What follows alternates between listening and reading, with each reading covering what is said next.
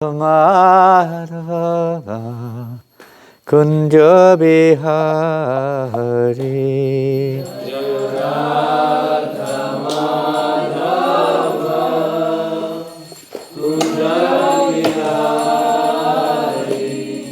Jaya Radha Madhava Kunja Bihari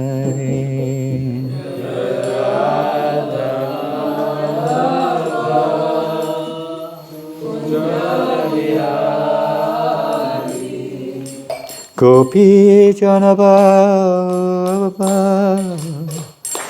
Girivardhari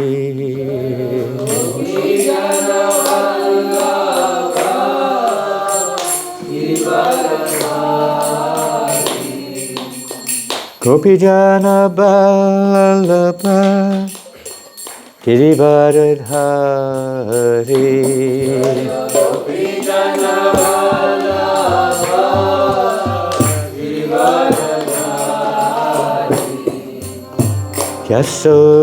Yasodanandana Brajajanaranjana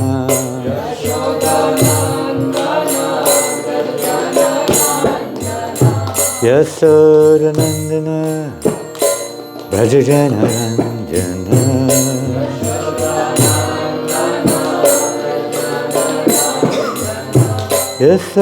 Yasodanandana Brajajanaranjana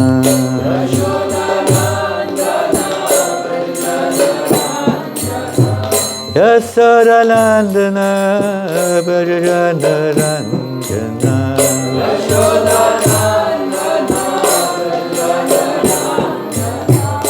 Yamunatira Vanachari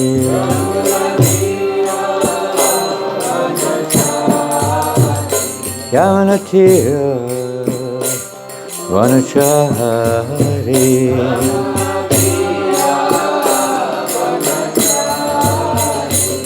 Jaya Radha Madhava Kunja Bihari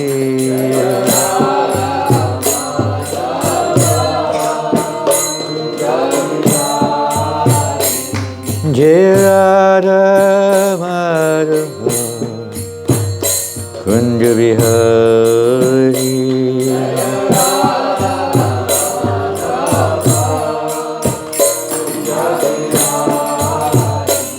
Jaya Radha Madhava Kunja Bihari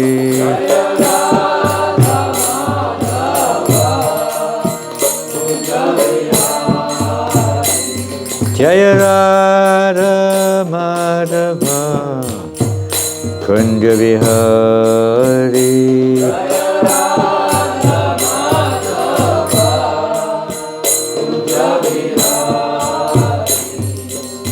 Gopi Janababa Girivardhari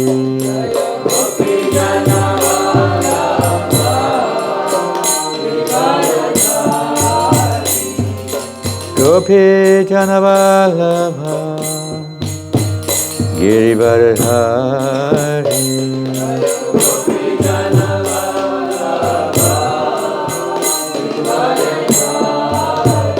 Jaya Gopi Janababa Girivardhari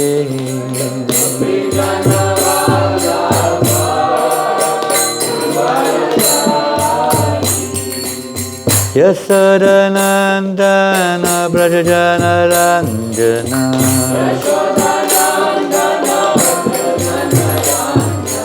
Yasodanandana Brajajanaranjana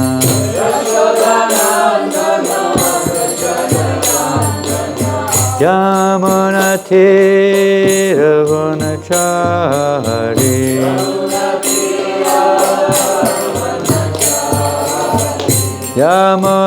Yamunatira Vanachari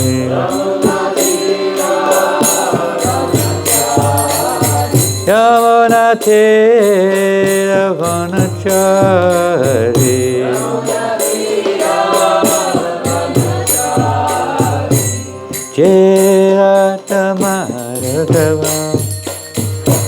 Kunja Bihari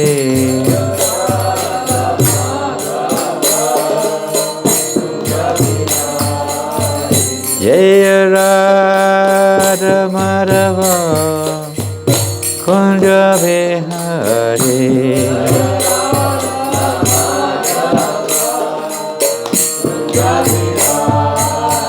Hare Krishna Krishna Krishna Hare Hare Hare Rama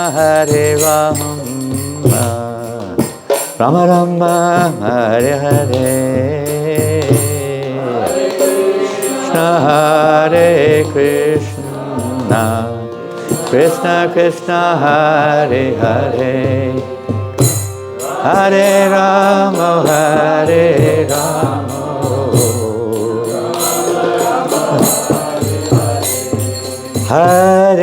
Krishna Krishna Krishna Hare Hare Hare Rama Rama Rama Hare Hare Hare Krishna Krishna Hare Hare Hare Rama Hare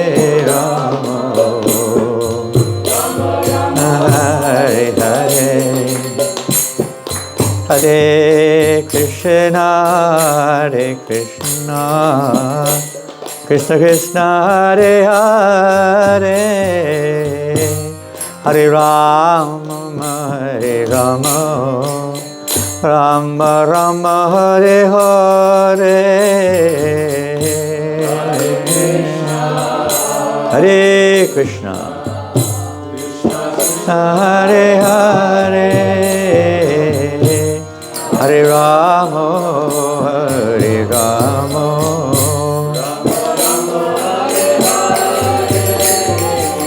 Hare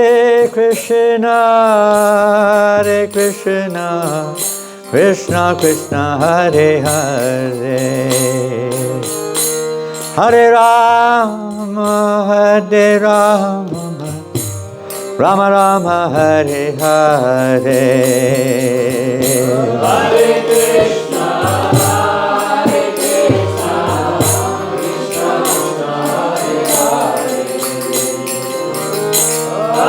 Rama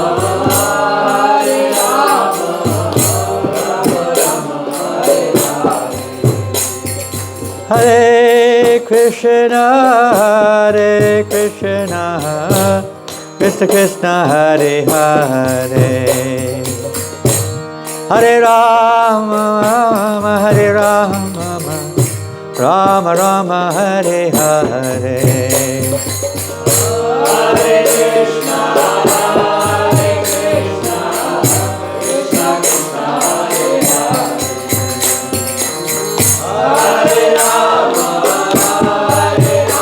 Rama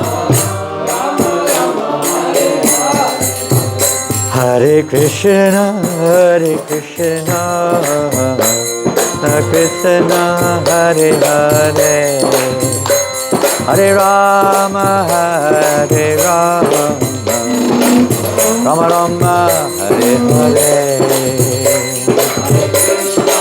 Hare Krishna Krishna Hare Hare Rama Hare Rama Hare Hare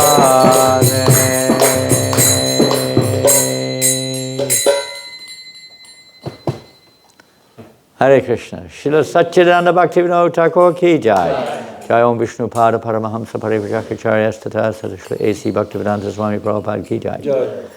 Shri Shri Gaunitai ki, Shri Shri Krishna Baram ki, Shri Shri Radha Govinda Madhava ki. The Avirbhav today, isn't it? Shri Satchidananda Bhaktivinod Avirbhav Mahamahotsav ki jai. Gaura Premanandi. All glories to the assembled voice. All glories to Shri Guru and Garanga. All glories to Shri Prabhupada. Namo Vishnu Padaya Krishna Prastaya Bhutale. Srimate Bhaktivedanta Swamiti Namani. Namaste Saraswate Deve Gauravani Pracharine Nirvasesha Sanyavari Pastachade Shetani. Panchakalpatrubhyascha Kripa Sindhivya Vichapanam Pavanebhyo Vaishnavebhyo Namo Namaha. Hare Krishna. Welcome everybody this morning on this most auspicious day. Just as a reminder, if you're not cottoned on, especially those who are trying to practice seriously Krishna consciousness, particularly those who are initiated or aspiring, please remember today is a fast day. That doesn't mean the day will go very quickly. It may do. It's a fast day. But it means we're not eating anything. Is that what it means? Is that what it means? You can drink water, no problem. But we're not, is that right? We're not eating anything until when? Midday. Until midday, which is really 1 o'clock plus. So you can choose how much you want to accept or not. But this is how we make advancement. Even Bhaktivinod sings, Madhavatiti Bhakti Janani. These days, these holy days are like mothers of devotion for those who observe them. They nurture our devotional creepers. Sometimes we have to use our common sense, but as much as possible we should take advantage of these very special days, especially on the days of the appearances and disappearances of the great acharyas in our devotional line. It's highly recommended. It's one of the most effective means of transformation, of purification, awakening our attraction towards Krishna. Bhaktivinod Thakur himself writes in one of his many compilations called Bhakti Aloka that by hearing about, remembering these great devotees, one can develop great courage, determination, and one feels great satisfaction. Why? Because Krishna is more pleased. He's very pleased when we glorify Him, but He's even more pleased. Prabhupada would use the example of you please a man by pleasing his dog. In the Western world, of course, that is a very common situation, maybe not so common in India, although it's becoming popular amongst the higher class of society. But in the Western world, it's quite a common scenario. The man has his dog, or the woman has her dog, and you please them by pleasing the dog. If you kick the dog over the wall, I love you, but I don't like your dog, boom, you will definitely not satisfy them. Absolutely opposite. So we serve Krishna or please Krishna by pleasing Krishna. The spiritual master is not a dog, but you get the idea. He feels himself like a dog. In fact, Bhaktivinod Thakur prays to become the dog in a house of a devotee. He just wants to be in the association of devotees. And praising the devotees, serving the devotees, encouraging the devotees some way or another. Bhaktivinod Thakur, what is that? Sudha Bhakta Bhajana Renu. That the dust of the devotees, the remnants of the devotees, prasadam, Lord Chaitanya says, the water that has washed their lotus feet. These are my 3 kinds of foodstuffs.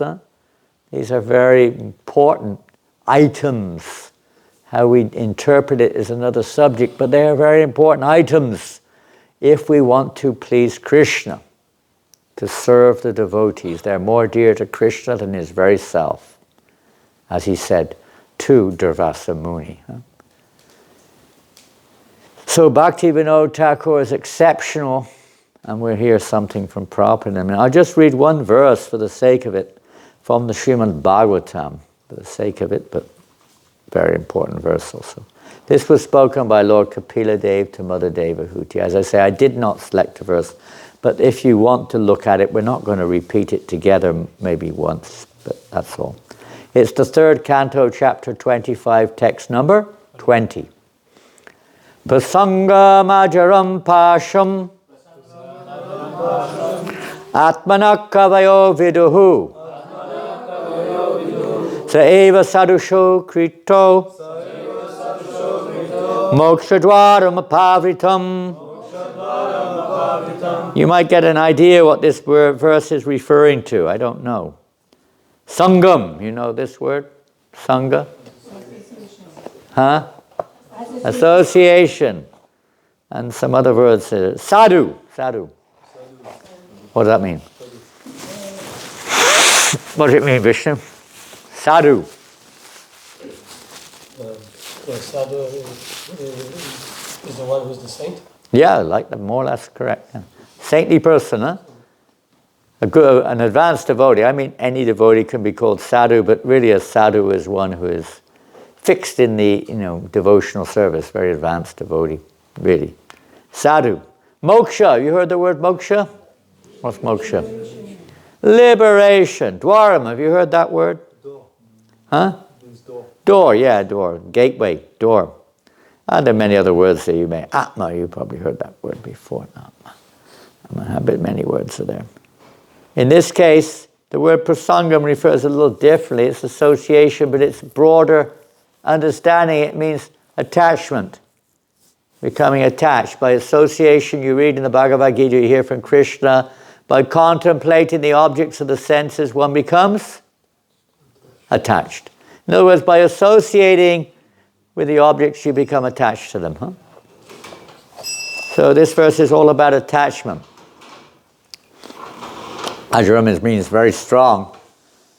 Pashum, pashu is animal, but in this case pashum, becoming very entangled, bound up. Huh?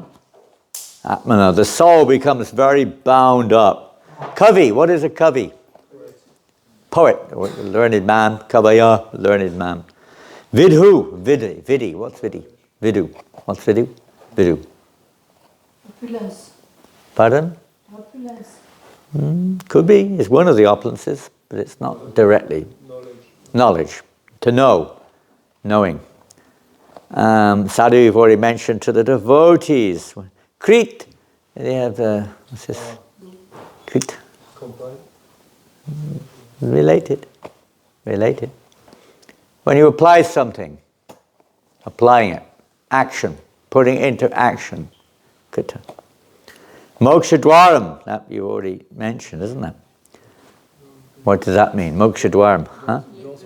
Doors for gates or doors for liberation, exactly. Apavritam.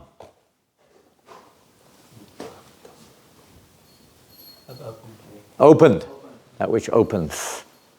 So you can guess what this verse is referring to. By associating with the objects of the senses is the way to open up the gate for liberation. Is that right? No? Oh, I thought that's what the verse was said. By associating with materialistic people? No. What? Well, you sound like one of those people on the streets there. What are they called? The BACs. You're going to hell! What does it mean? Some of you know what it means. Every learned man knows very well that attachment for the material is the greatest entanglement of the spirit soul. But that same attachment, when applied to the self-realized devotees, opens the door of liberation.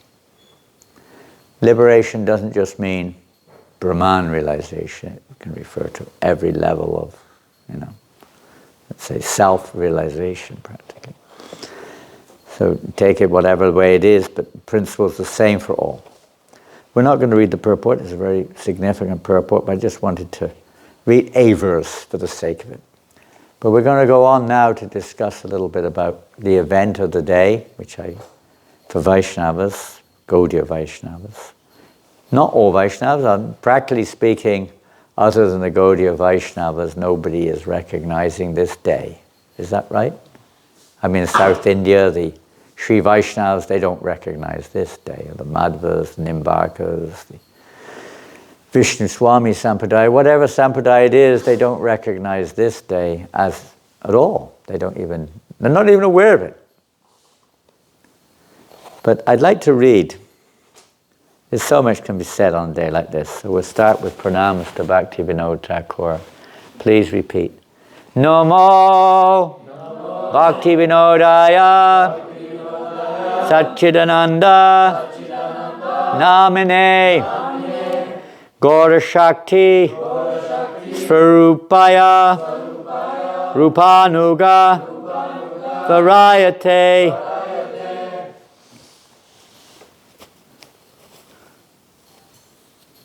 I offer my respectful obeisances unto Satchidananda Bhaktivinod, who is the transcendental energy of Chaitanya Mahaprabhu. He is a strict follower of the Goswamis headed by Srila Rupa.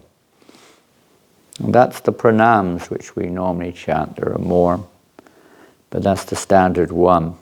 We see here how he's described in this pranam as the transcendental energy of Chaitanya Mahaprabhu. His worshipable deity is Gaur Gadadhar. We don't generally worship Gaur Gadadhar in ISKCON. These forms of the Lord and his internal potency are worshipped by a certain line or sometimes apasampadaya. Just because one's worshipping doesn't mean you're apasampadaya, but it's particularly referring to Lord Chaitanya as the enjoyer. Well, the devotees don't worship in that sense as being the enjoyer of the rasa and so on. He's in the mood of service. So anyway, it's one of those offshoots. But he himself being his eternal position, we know him in his sadhaka or his manifested form, at least in terms of hearing about it, as Bhaktivinod Thakur, but in Krishna Lila, of course, he has a different form and not a different role exactly, but a different pastime is going on there. In the spiritual realm, what is his role? Kamala Manjari. He himself declares this. He explains his eternal relationship, and specifically his assistant to Rupa Goswami. And Ananga Manjari also, but in the line of Lalita Devi. They're all working together to bring pleasure to Krishna. That's their purpose of existence, to bring pleasure, to assist Radharani in bringing pleasure to Krishna. So he's a part of that transcendental energy, Manjari Bhav, to bring pleasure to the divine couple. Strict follower of the six Goswamis headed by Sri Rupa. We sang this song just now, Jai Radha Madhava. And you'll see that in many of his songs, he compiled hundreds and hundreds and hundreds of songs. I don't know how many, but there are books and books of his songs. Huh? You've seen some of them, which are available. What song books did he write? Sharanagati. Any other? That's a book in itself. Kalyana Kalpataru. What are the other two? There's two more. I get them mixed up with Narottam sometimes. Gitabali, one of Bhaktivinod's, was that Narottam? Gitabali, Bhaktivinod. There's one more which is not so common. I've forgotten the name of it. They're series of songs, they're not names of songs. And they contain maybe 50 to 100 songs in each book. So he especially had this inspiration to present the three, Sambandha, Abhideya and Prayojana, through the presentation of songs, taking us through the stages to to the ultimate goal, pure love of God. So his objective, Jai Radha Madhava, in many of his songs you'll see Radha Madhava are mentioned. He was worshipping also Radha Madhava as his worshipful. They're still being worshipped today. Sometimes they used to appear on the altar in Vrindavan because the devotee who inherited that worship used to bring them every Kartik to Vrindavan. He left his body, so that I don't think that goes on anymore.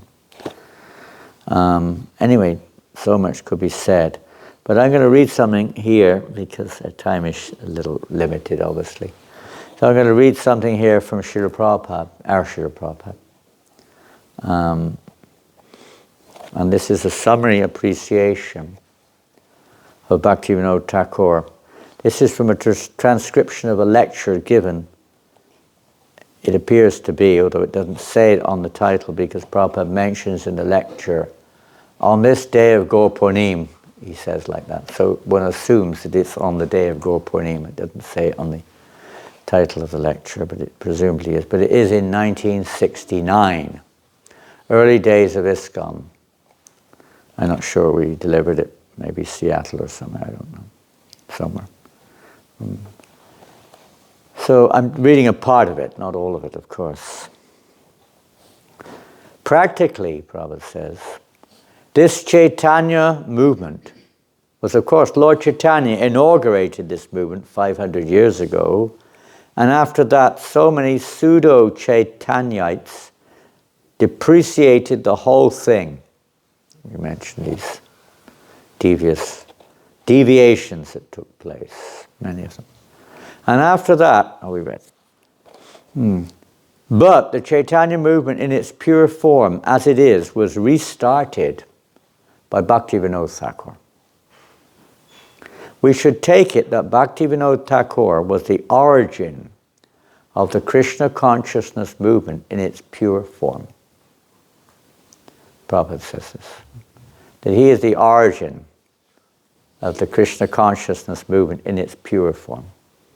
Not in its impure form, but in its pure form. Prabhupada is referring to, obviously, our present situation.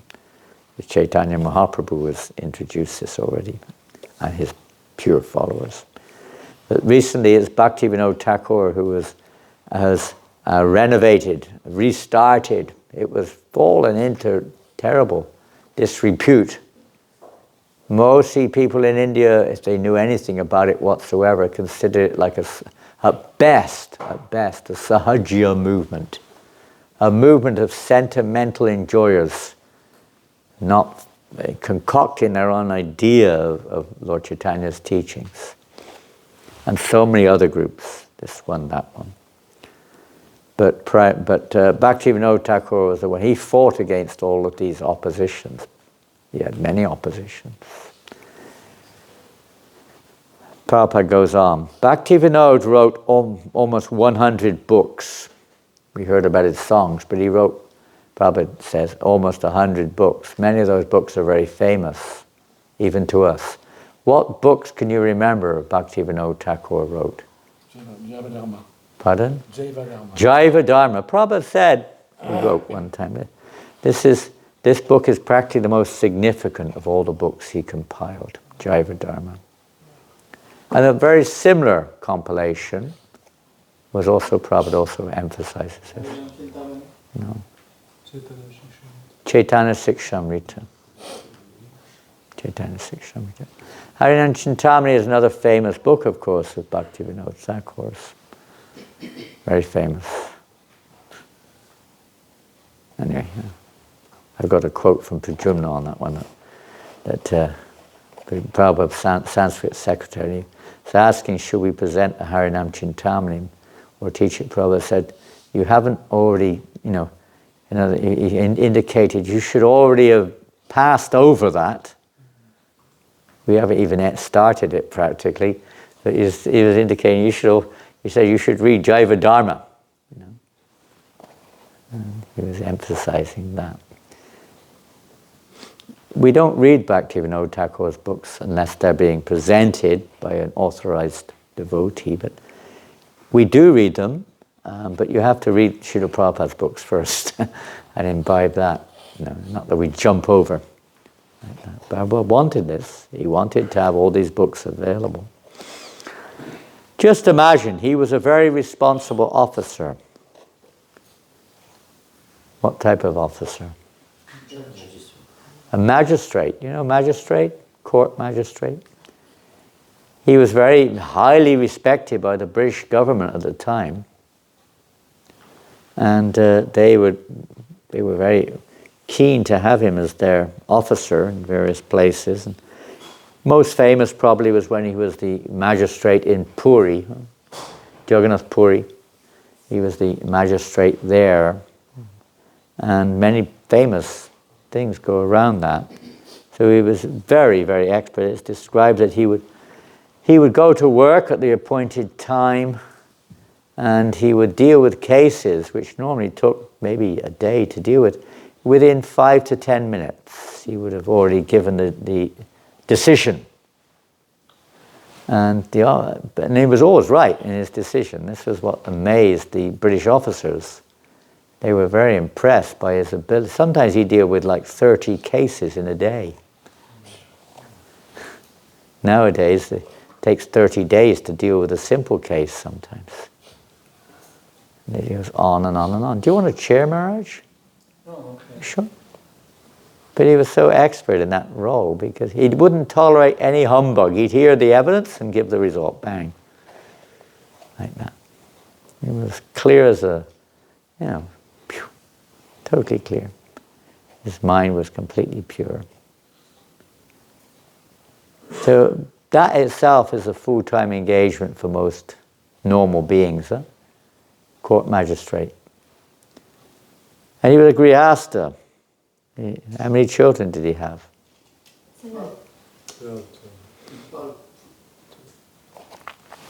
12 is not incorrect, but 2 of them left their bodies. So he had 10 living children in Puri.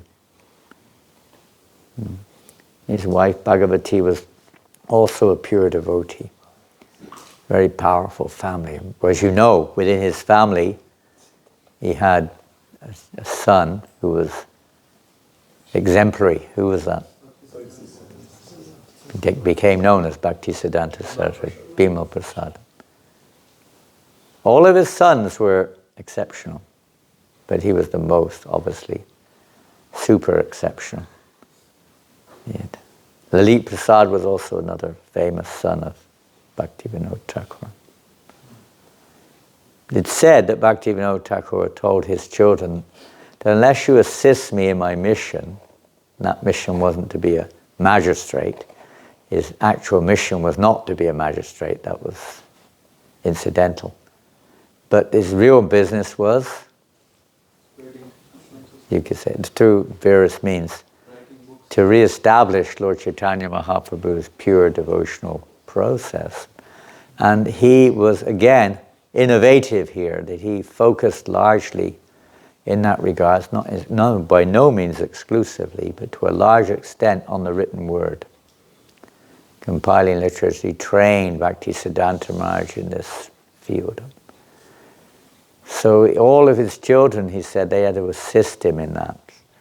And he told them, if you don't want to assist me, you can eat in someone else's house. But you can't eat in my house. If you don't help me in the publishing and proofreading and editing, whatever is required of these literatures, you can take your meals in someone else's house. You cannot eat here. That's what how strict he was, I do not know, but that was a statement which is there. He was a grihasta. He had many children, and he had to take care of children, the office of magistrate, and he had extra religious work also. The British government actually gave him another appointment at one point of time. Do you know what that was? Besides magistrate, huh? Yes, he was like the, what would we call it? Not exactly temple commander, but like the manager almost, He had to oversee the affairs. It wasn't that he was running around, can you wash the pots, can you clean the toilets, and whatever it is, like Temple commanders even don't do that anymore. They just wash the pots and clean the toilets. In ISKCON now, temple commander means the one who washes the pots, serves the prasadam, and cleans the toilets. That's not what it's meant to be. It's meant to organize everyone else to do those things.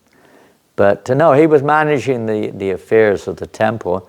But just as, I won't mention it later, as a matter of course, one of the things he discovered, which was one of the reasons that the British government asked him to take charge, was that they were convinced there was some kind of corruption going on within the temple, financial corruption.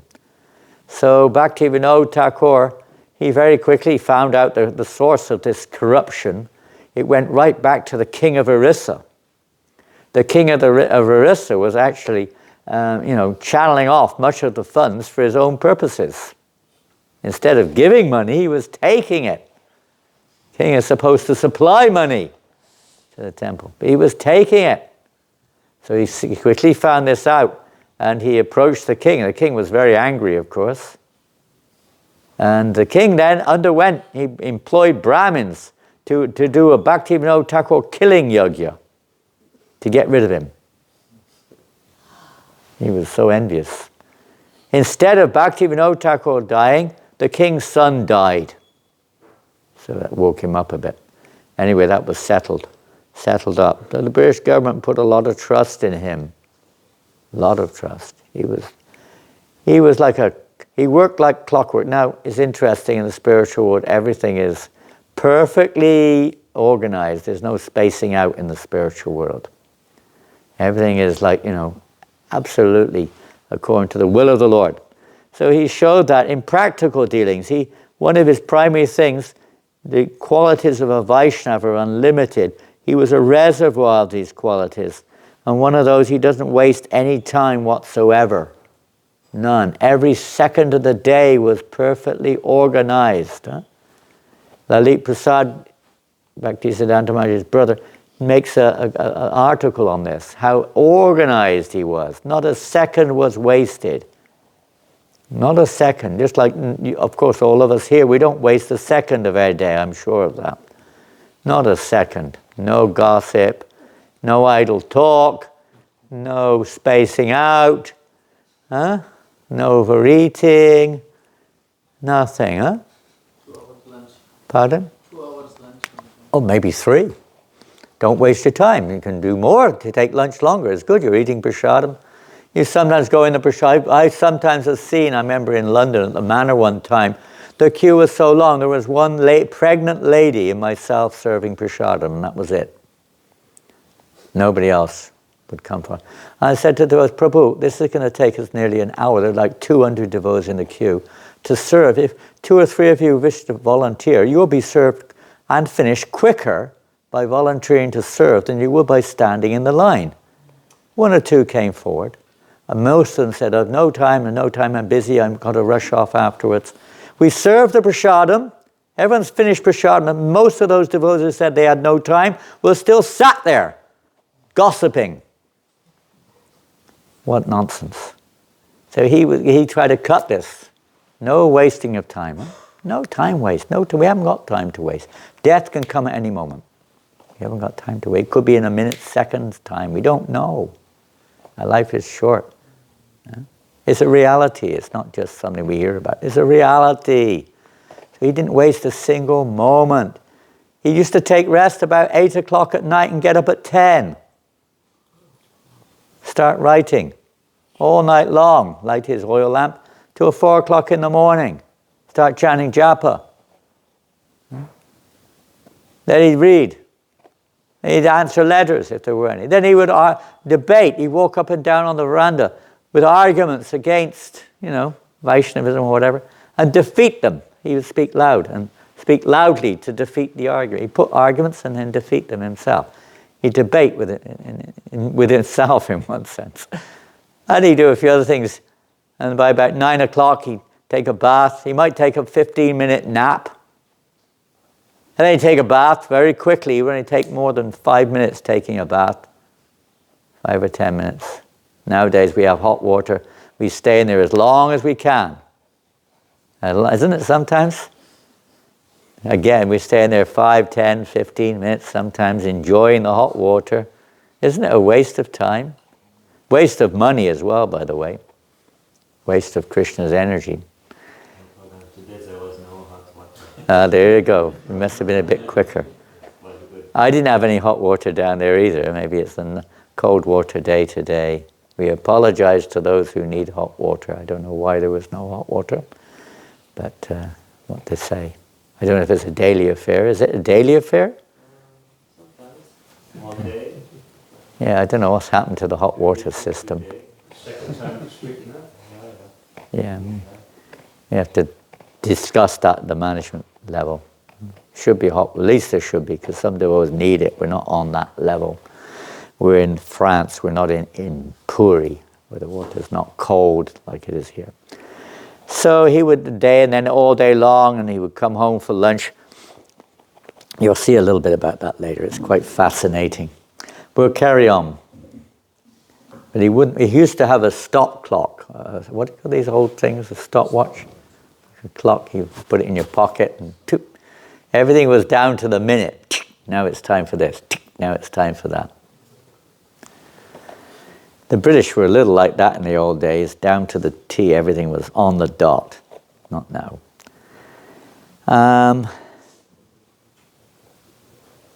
He was made superintendent of the temple. Okay, that's the right word. Superintendent. Mm-hmm.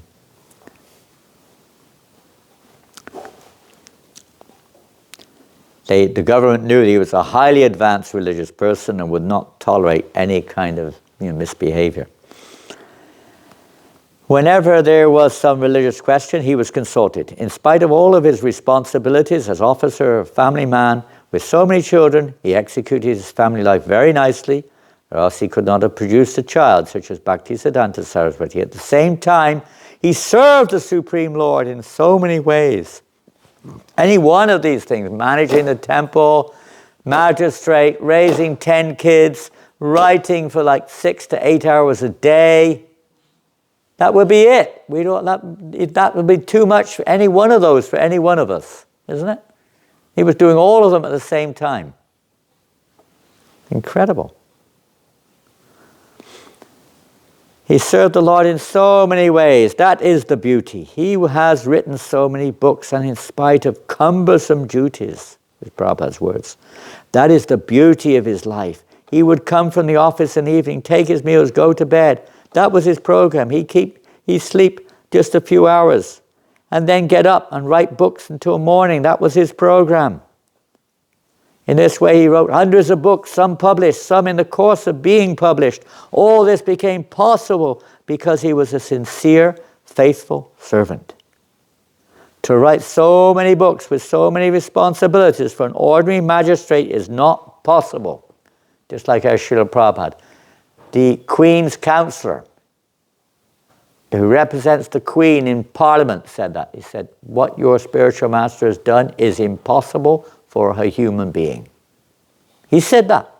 This meat-eating, drinking man, 78 years old or something. He read some of Prabhupada's books. He said, this is not possible for a human being to do what your spiritual master has done.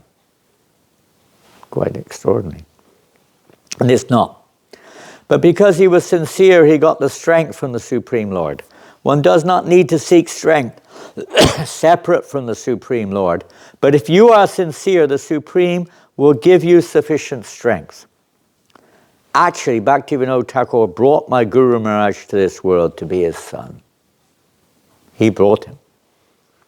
He prayed to Lord Chaitanya, your preaching and teachings have been so much depreciated. It is not in my power to correct them. He prayed to Lord Chaitanya.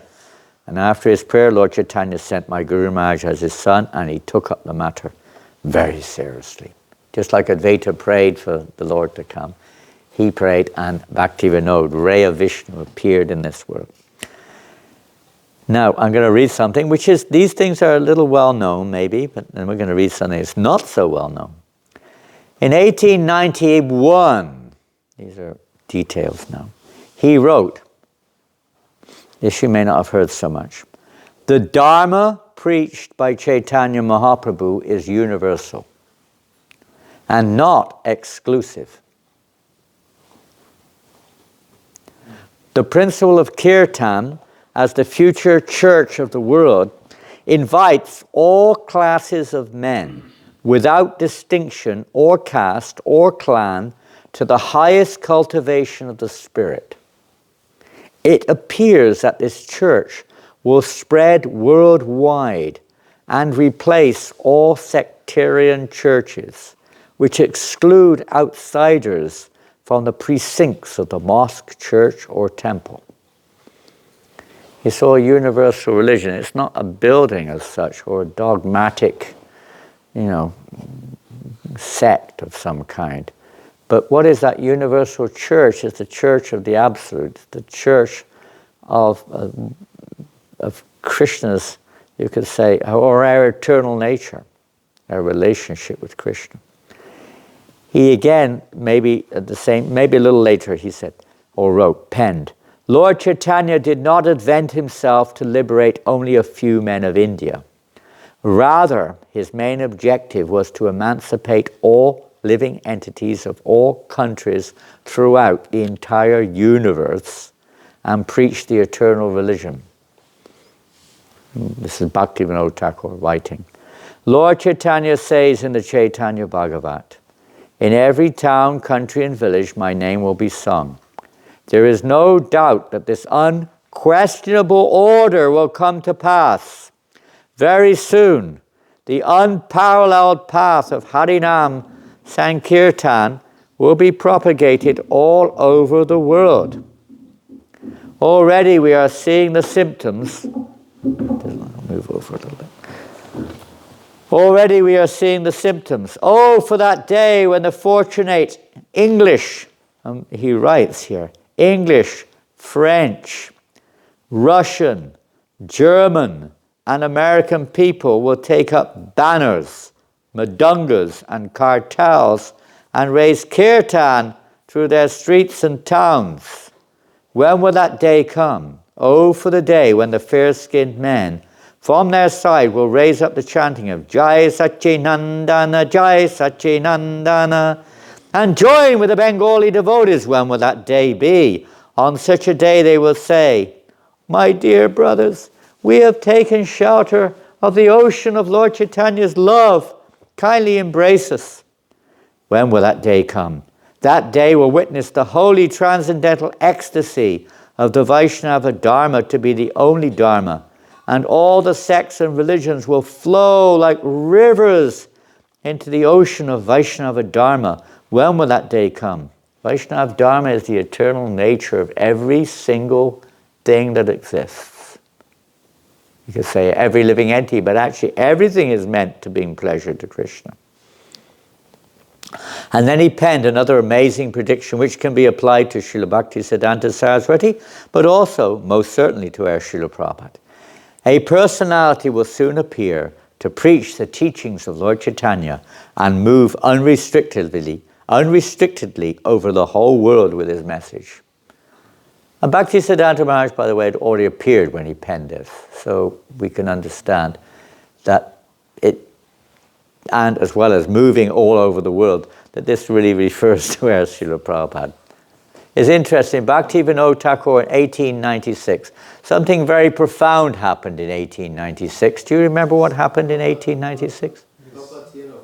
That's the year of Prabhupada's birth, isn't it?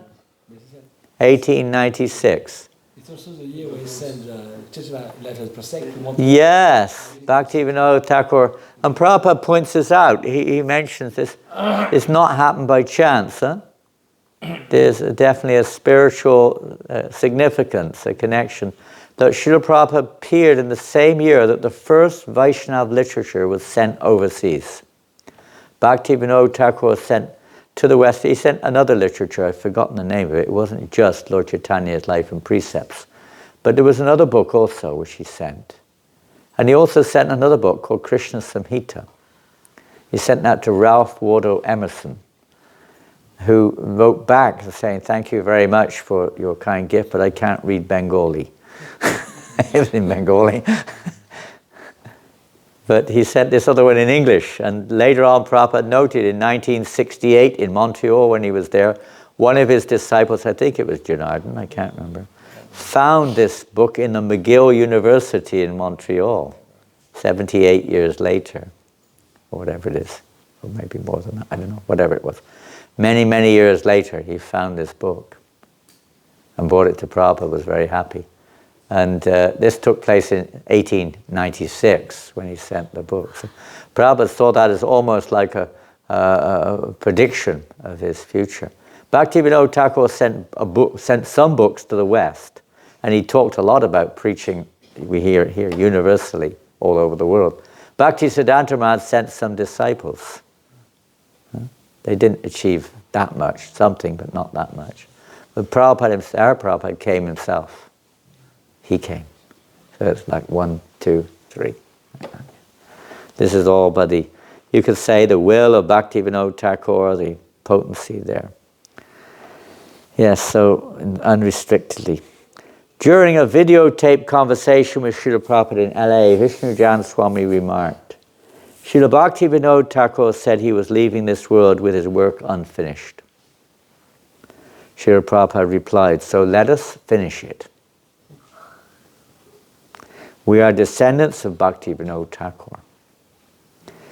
It was kept unfinished so that we should get the chance to finish it. He gave us the chance. That is his mercy. He could have finished immediately. He is a pure Vaishnava. He is all-powerful. But he left it to us. That's what Prabhupada said. Interesting. Huh? Now, there's so many things. I mean, he appeared in this world in 1838 in February on this day, of course. You worked that out a number of years. I don't know how many, 180 years or whatever it is, 90 years or something. Quite some time ago. Just before we go on to this interesting factor here, what other events in his life were very prominent? There are so many that we haven't got time to mention many, but anything's very, very special. Generally the biography, he wrote his own biography, by the way, but besides that, his autobiography, whatever you call it, besides that, many people, devotees, commented on his life, and they usually emphasized 2 or 3 major factors. One was the publication of literature. What would be another one?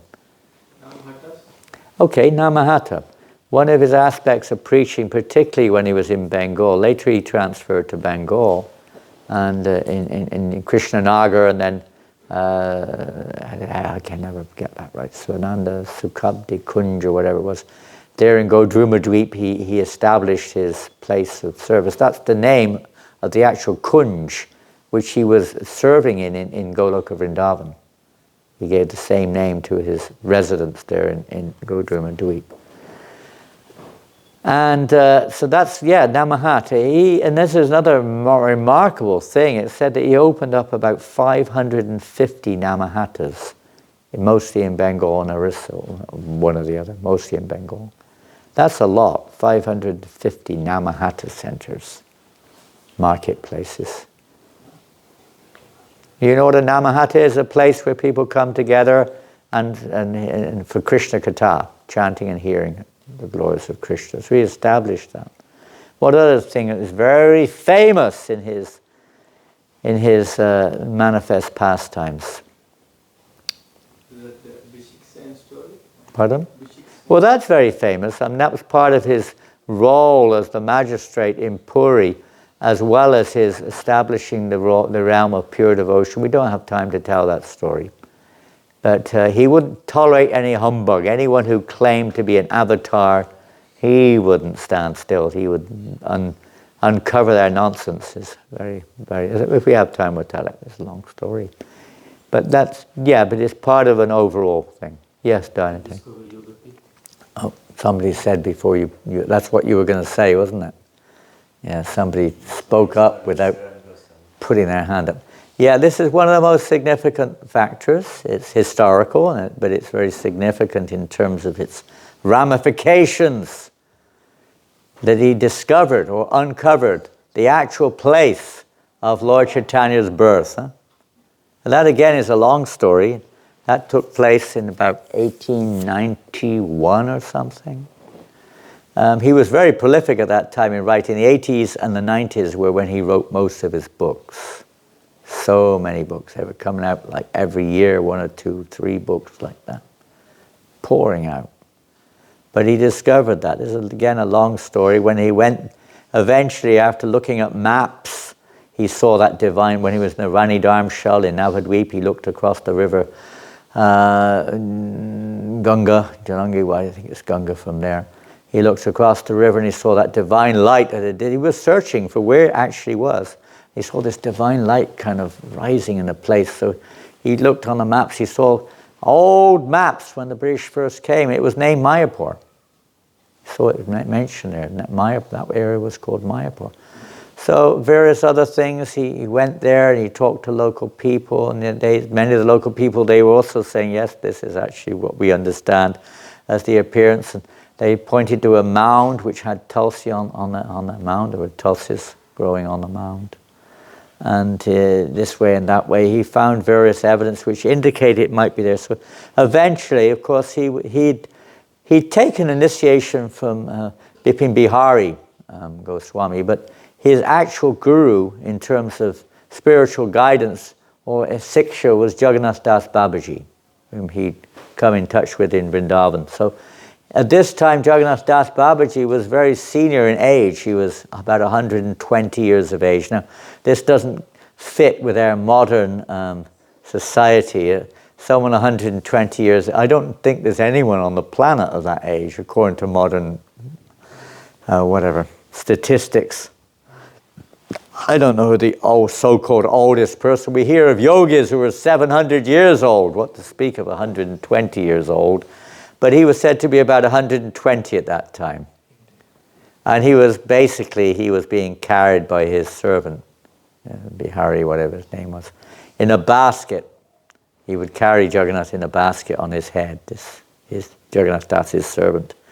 So he asked, Bhaktivinod went to Jagannath, who was then in Navadvip, so he asked him if he would come to this place with him to check it out. So he came with Jagannath Das Babaji and being carried by his servant, and when they came to that spot, Jagannath Das Babaji, who was basically considered crippled, jumped out of the basket and started dancing like a madman. Hey to Nimai Janmabhumi. This is the place of Lord Chaitanya's birth. This is the place. He was dancing on the spot like anything. And that was the final confirmation. So then, of course, he established that place. In the 1890s, he established, 95, I think, established that place. And later on, the temple was built during Bhakti Siddhanta Maharaj's time, which is now Yoga Pit, where we know is the place of. So he established that, without a doubt. There were many people fighting against it. He had a lot of opposition, for various reasons. Anyway, that's another major contribution of Bhaktivinod Thakur. We'll read on. So now, having said those few little things, those were the 2 or 3 major ones mentioned. And this is from the book called The Seventh Goswami. In 1901, he published Srimad Bhagavataka Marichi Mala. Bhagavataka Marichi Mala. In this important book, the Thakur presents a study of Srimad Bhagavatam in 20 chapters, arranging his principal verses so as to illustrate the divisions of Sambandha. For those who don't know, what is Sambandha? Who knows what Sambandha is? Pardon? Relationship. Means reviving. The soul's relationship with God, in this case. Abhideya, which means? We should try to imbibe the essence of this. Sambandha is the basic knowledge to establish what is our relationship with God. Abhideya is what? The process. Or how we can revive that. It's one thing to know our relationship, it's another thing to revive it. One thing to know what the sickness is another thing to cure it. So this is the process of cure. Curative process, abhideya. process of practical devotional service. And prayojana, which means the goal. What is the result of proper application of Abhideya based on Sambandha? They all have to be there. The Sanskrit verses were accompanied by Bengali prose translations and explanations by the Thakur. Now, I don't know if this book is presented in English. Does anyone know? I've not seen it. Srimad Bhagavatarka Marichi Mala. It sounds like a pretty significant book. I don't know. The Bhagavatam is compared to the sun, and each chapter is considered to be an individual ray of Bhagavat sunlight. In his concluding remarks, Srila Bhaktivinod Thakur describes how he came to write the book as he did. He says, "How I was inspired to compile this work is a mystery which I felt improper to disclose, as it might constitute spiritual conceit." Interesting. "Subsequently, I realized that it would be a slight against my spiritual master, which might stand as an obstacle on the path of my spiritual progress, and therefore without a shame, I record the fact that while under the benediction of my Guru, I was meditating deeply upon the Srimad Bhagavatam one day, when in a vision, Sri Shrup Damodar, the intimate adherent of Lord Chaitanya Mahaprabhu, instructed me to compile the verses of the Bhagavatam in accordance with the principles of Sambandha, Abhideya and Prayojana, as set forth by Sri Chaitanya, so that the book could be read with an easy understanding and with happiness by the devotees of the Lord. Interesting, huh? I don't know if it's available. Sri Shrup Damodar further guided me by giving me a wonderful explanation of the first verse of the Bhagavatam, and he also showed me how I was to explain the verses in the light of the Gaudiya Vaishnava philosophy. This is how the pure devotees relate with each other. It's not like, oh, that was 400 years before, how can this be possible? They're on a different plane of consciousness. Shrup Damodar, don't forget, is the party, he's in Lalita Dev. Lalita Dev is party, so she's the head, basically, of his party, so she's guiding him directly here. In the same year, the Thakur published an edition of the Padma Purana, as well as Sankalpa Kalpadruma by Srila Vishwanath Chakravarti Thakur with Bengali prose translations by the Thakur. Fascinating. Those are just some unknown books we don't hear about very much, but he published so many books. It was so important to him to make this available to the public. Very innovative, revolutionary, never been done before. One of his many ways of seeing how this mission could be spread all over the world. Now we're going to read something. What is this? Yes, this is one of his compilations. It's a song, but we're just going to read the English. Again, a song which you probably never heard of. It's particularly the path established by Rupa Goswami. That's basically the essence of this presentation. To reveal to the world the path established by Rupa Goswami. So this is a translation. It's what they call affirmation or something. When you make I'm going to do this, this and this, you fix on it. Birth after birth, he says, let me be attached to the following. Come what may. 1, to my spiritual master. 2, to Lord Gauranga. 3, to the topics of pure devotional service as instructed by him. 4, to the holy places of pilgrimage which are all blooming with sanctity due to his performance of pastimes there. 5, to my Diksha mantra. 6, to the holy name of Sri Hari.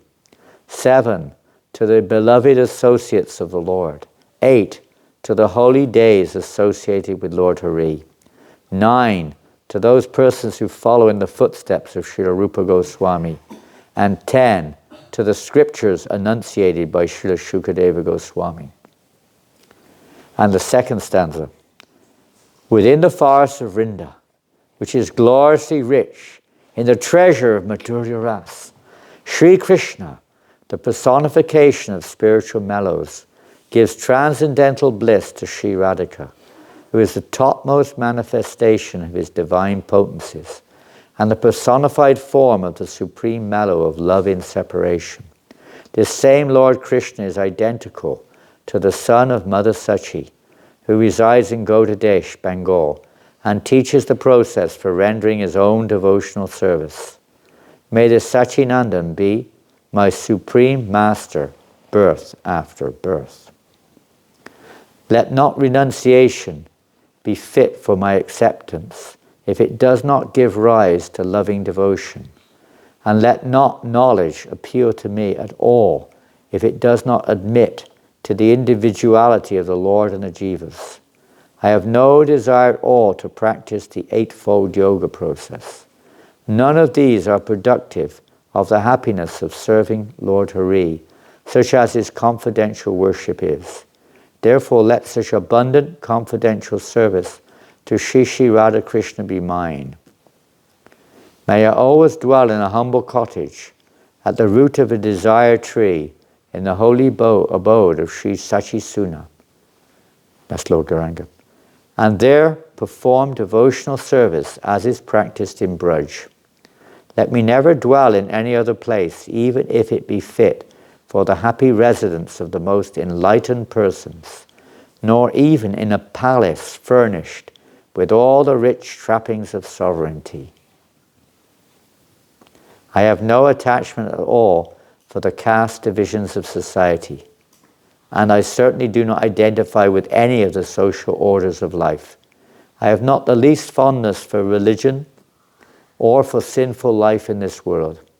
Instead, I desire to perform whatever duties are required for the maintenance of my body, of dull matter, so long as they facilitate my performance of pure devotional service. Don't forget, these are all his realizations, presentations of the path established by Rupa Goswami. My austere vow is devotion to the lotus feet of Sri Hari. Thus I have chosen to cultivate the following in myself: great humility, simplicity, tolerance in all circumstances, respect for others, and compassion. Those transcendental activities alone are mine, which are recommended by devotees of the lotus feet of the Lord, and which are found described in books that are full of the imperishable character and pastimes of Sri Chaitanya. I have no longing for residence in the kingdom of Vaikuntha, nor for sense gratification or material work. I will never cherish the desire for attaining impersonal liberation, even for a second. There are, moreover, pastimes of Sri Hari that are purifying for the conditioned souls, yet they are different from the bliss experienced in Braj, and being devoid of any relationship with Sri Radhika, they give me no happiness at all. I disown wife, daughters, sons, mother, and all my friends if they have no genuine attachment to Lord Sri Hari, for his devotees or for his devotional service. It is a great blunder even to accept foodstuffs prepared by such non-devotional, materialistic sense gratifiers. How will the perfection of my Hari Bhajan ever come about if I remain in their association? Some persons have utterly rejected the evil company of those who are blinded by mundane logic, those who are addicted to the fleeting pleasures of the dull material body, those who turn their faces against Lord Sri Krishna, and those who are fond of the inferior concept of impersonal liberation. However, being swollen with excessive pride, they worship Krishna, but without Radharani being present. Therefore, I vow that I will never go near such as these, not even for a second. Even those who worship Krishna without Radha, he won't go near them. I shall pass my life eating only prasadam, food, grains, and milk products. Prasadam, food, grains, and milk products. And basically that's what he ate. It's described how he would take, all 3 meals of the day were basically chapatis and milk. Little fruit. That was his main diet. but chapatis and milk, grains and milk. This is the diet of Bhaktivinod Thakur. Wearing only cloth that was offered to the deity. Interesting. And using only utensils sanctified by the Lord's service. I would thus remain aloof from material sense gratification, living in a place sacred to Radha, worshipping the divine couple with a blissful mind. I will in time give up my body at the soles of the devotees' lotus feet, who are themselves serving the lotus feet of the divine couple. Daily I will take the nectar that has washed the feet of one who is expert at grasping the instructions of the son of Sachi, and who incessantly adores the most worshipable personality and the enjoyer of mellows with Krishna, Srimati Radharani, within the forest of Braj.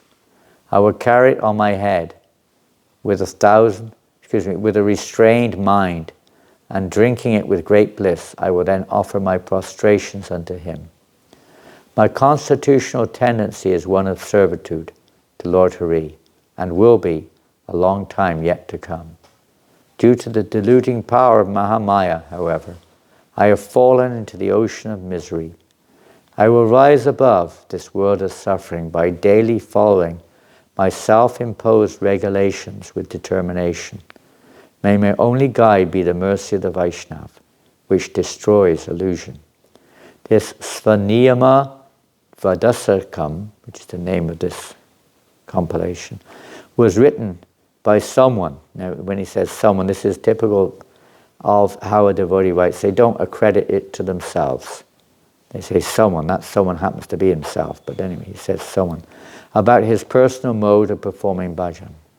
Whosoever studies this stava with resolute faith, offering his mind unto the beautiful forms of the divine couple, assuredly attains his residence in Sri Brajadham, and following behind his own Manjari Guru, he renders all kinds of service for the worship of Shri Shri, Radha and Krishna. Now it sounds very high, but we can take the same principle. We have also got error. In this case, he's saying here how he's self-imposed regulations, in his case with determination. We have received regulations, and we should try to follow them with determination. Even that is difficult for many.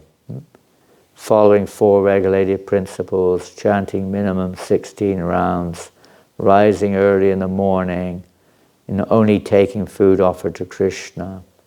So many things. I was just mentioning a few there. Even that's difficult for many initiated devotees, isn't it? But this is how we can actually progress towards this level. This is our abhideya at this stage. So we should take that as an example. The life of Bhaktivinod Thakur is an exemplary example for the sake of all of us. He even went through, as a young man, the various, you could say, stages that many people go through. He was brought up in a very materialistic family. They were Shakta worshippers. He was attracted to Mayavad philosophy. He practiced the tenets of Jesus Christ for some time. And he was studying all the philosophies and religions of the world. He had no interest in Chaitanya Mahaprabhu for quite much of his life, until he came across Chaitanya's teachings in a pure form of Chaitanya Charitamrita. But he's showing us by example. He's an eternal associate of the Lord, but they also play parts in order to help us to tread the path towards pure devotion. We're all coming from various mixed backgrounds. It may still be a bit mixed. So he's teaching us that path of pure devotion and showing us how we can come from one stage to another, and so on. Through his songs, he does the same thing.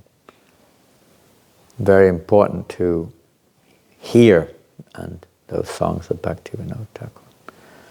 Hare Krishna, Krishna Krishna, Hare Hare, Hare Rama, Rama Rama, Hare Hare. Oh, we touched a little bit about on history, but not very much. There's no time to go into that. So next program? We'll meet at midday, 12:30.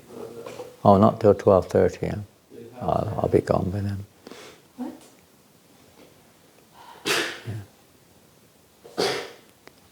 Yeah, we have to get to Paris. We can do before. If you like. Do what before? The Boga offering won't be ready. Bhaja Bhakata Vatsala Shri Guru Hari.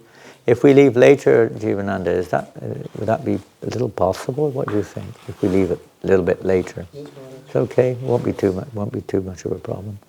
So maybe we'll stay. We'll see how we do this morning. Yeah. So technically, or not technically, as it stands right now, there will be what happens at 12:30. We can have simultaneous arti. Simultaneous arti. Deities and Bhaktivinod Thakur. Right after that we do Pushpanjali. Then we do Pushpanjali, and then Prasadam. feast.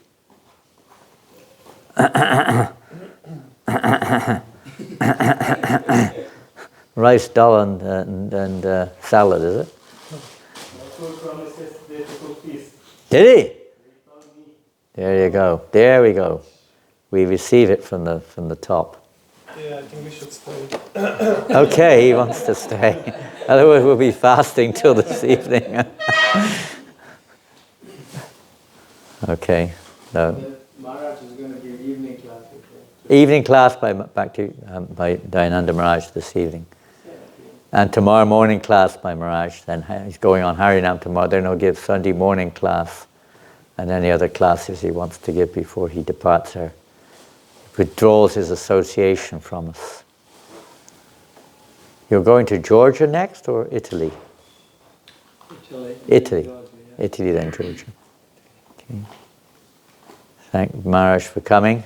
Surprised. I completely forgot. I mean, months ago you may have written me or somebody wrote me, but I completely forgot. I just found out at the last moment you were coming.